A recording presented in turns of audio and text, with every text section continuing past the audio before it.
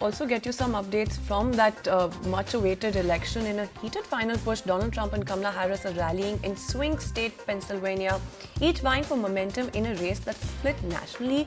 Trump confidently claims a landslide return to the White House, while Harris also promises a presidency for all Americans. Both candidates are focusing on Pittsburgh tonight, attracting thousands of supporters just miles apart. Meanwhile, you do have Elon Musk facing criticism over election misinformation on his platform X, as his posts backing Trump also have garnered billions of views, raising concerns about potential influence on the vote as well. And that is something that we're looking at. Of course, this is a battle that we've been keeping an eye on, and today Americans will all head to vote for their next president, and by the end of the day, the world will likely know who's heading to take their seat at the Oval Office. In the last leg of the poll, campaigning both the Democratic as well as Republican contenders are in swing states, Pennsylvania, North Carolina, Michigan, amongst others, and making that final outreach to voters. They're making that last final pitch. Harris's pitch, though, involves appealing to the African American community and Arab Americans, protecting democracy as well as reproductive rights. On the other hand, you do have Trump's pitch that is around making America great again, combating illegal immigration, fixing the economy as well as ending the wars. So that is something that you see as a stark difference coming in between both their pitches. In fact, my colleague Sumita Karir is here to break down all of the key details of the US presidential elections. Sumita, over to you.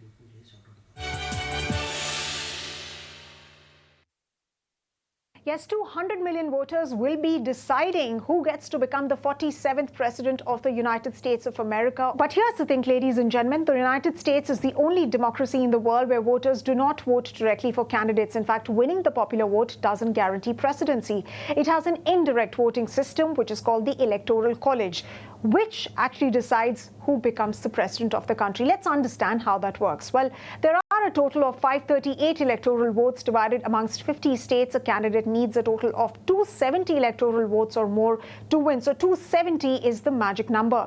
Now, under this electoral college system, representatives from each state are formed on the basis of the population size of each state. For example, California, which is a bigger state, has 54 electors, whereas Wyoming, which has a population of just over 5 lakhs, has 3 electors or votes. Electors are chosen on the basis of who wins the popular vote in these states. But how are these electoral votes cast? Well, when voters cast their votes, they see the names of presidential and vice presidential candidates on ballot paper. But in reality, these voters are casting their ballot for a group, that is, electors who represent their mandate. Whoever wins the state ends up winning the electoral vote. Essentially, people are voting for state electors, and what doesn't matter is the popular vote. In fact, it's happened 5 times in recent history when a candidate has won the popular vote, but he's lost the electoral college, and vice versa. For instance, in 2000, it was Al Gore who lost to George Bush. In 2016, Hillary Clinton, even though she won the popular vote, she lost to Donald Trump because of the electoral college process. In fact, in every presidency, it all boils down to a few select states, which are called battleground or swing states, which heavily lean towards one party or the other and hence end up deciding the winner, even though these states form just about 18% of the country's population. Over the years, there's been criticism to this electoral college process as well, with many saying that it should be the candidates with the most number of popular votes who should win, but that's unlikely to happen anytime soon, given that it would require a change in the country's constitution. So barely a few hours to go. Trump and Harris are locked in a neck-to-neck fight. As of now, Trump seems to be holding a slim margin over Harris, but then, viewers, it could swing either ways. Remember, it is also one of the most crucial elections in recent times, one that will decide where the country is headed over the next decade, economically, geopolitically, and culturally. The cost of living. It is about supporting small businesses in the community. It is about bringing down the cost of housing, groceries, extending the child tax credit. These are issues that resonate in that community as well as every other community. The president has the right to impose the tariffs on these countries that have been hurting us. They've really been hurting us. It's so ridiculous. They end up closing. Everybody loses their job. We lose sort of everything, and it's so stupid. And all we have to do is the same thing, but we have a big advantage because we have the pot of gold they want, but we won't have that pot of gold very long because the way these fools are running our country, we'll be a busted We're going to be a busted country pretty soon. If rounding up and deporting millions of desperate people is the answer to everything, why was the number of undocumented immigrants basically the same when Donald Trump left office as when he took office? Border Patrol. It said we had the safest border in the history of our country the day that I left. I shouldn't have left.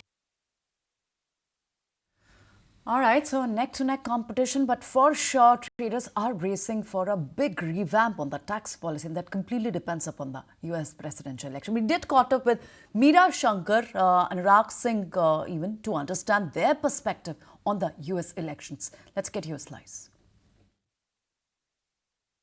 I think the last Trump presidency left a huge deficit when we are talking of spending.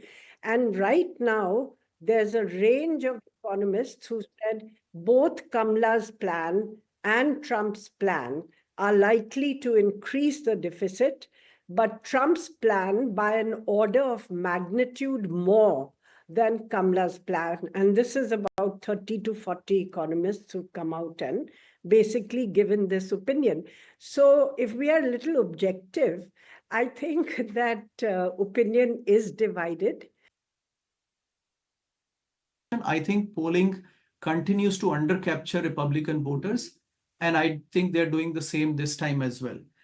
So that's too much. So much for the polls.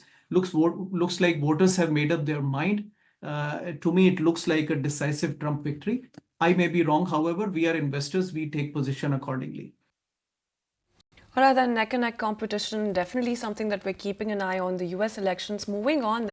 If you like this video, then like, share and subscribe to ET Now.